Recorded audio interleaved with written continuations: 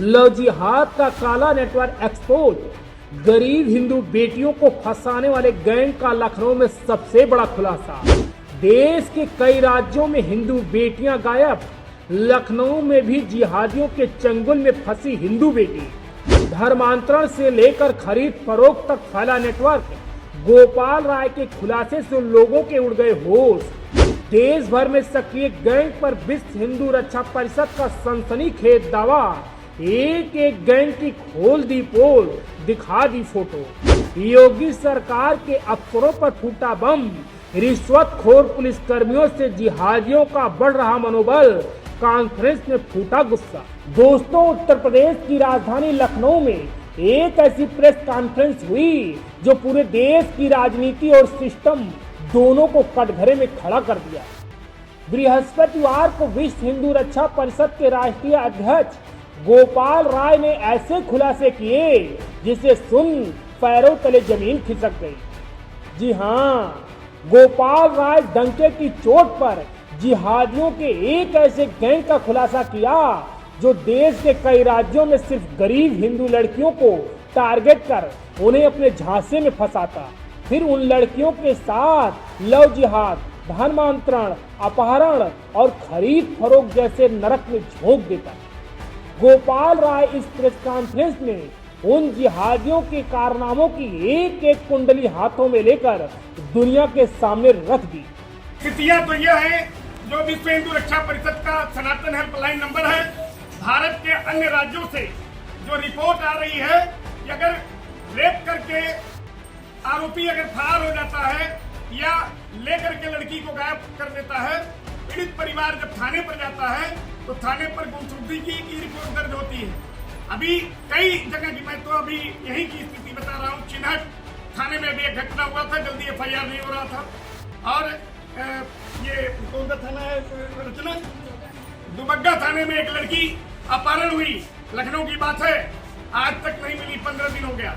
बाकी विभिन्न देशों से जो विभिन्न प्रदेशों से जो चीजें आ रही हैं, विश्व हिंदू रक्षा परिषद लगातार हेल्पलाइन नंबर से, और सबसे बड़ी चीजें ऐसे ऐसे लोग आ रहे हैं कि ये कहना बहुत जरूरी है कि जो हमारी हिंदू बच्चियां हैं उनसे टारगेट कैसे करते हैं, वो कुल मिलाकर के हिंदू नाम बता करके करते हैं। और बाद में जब पता चलता मुस्लिम हो गए, उस बीच ये शारीरिक संबंध बना करके इनके साथ वीडियो बना लेते हैं और इनको वो करने के लिए बाध्य कर देते हैं जो बच्चियां कभी कभी आत्महत्या करने के लिए विवश हो जाती है। और ऐसे प्रकरण तमाम, चाहे जिम जिहाद हो, लव जिहाद है, और अभी आपने किंग जॉर्ज मेडिकल यूनिवर्सिटी की पोजीशन देखा, तो ये पूरे भारत में बड़ी तेजी में चल रहा है। गोपाल राय इन बढ़ते घटनाक्रम में योगी सरकार के उन पुलिस अधिकारियों को जिम्मेदार ठहराया जो शिकायत के बाद भी जिहादियों के चंगुल में फंसे पीड़ित परिवारों की नहीं सुनती।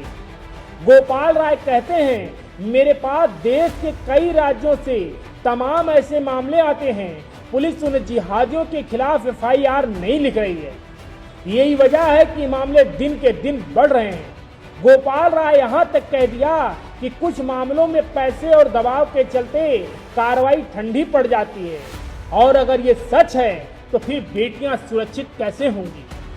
ये व्यक्ति बदर सिद्दीकी है जो भारत से कम 150 लड़कियों को ये ले गया है, और मेरठ मंडल में 8 लड़कियों ने कंप्लेन यहाँ दर्ज कराया जो अभी जिंदा भी है कि नहीं है।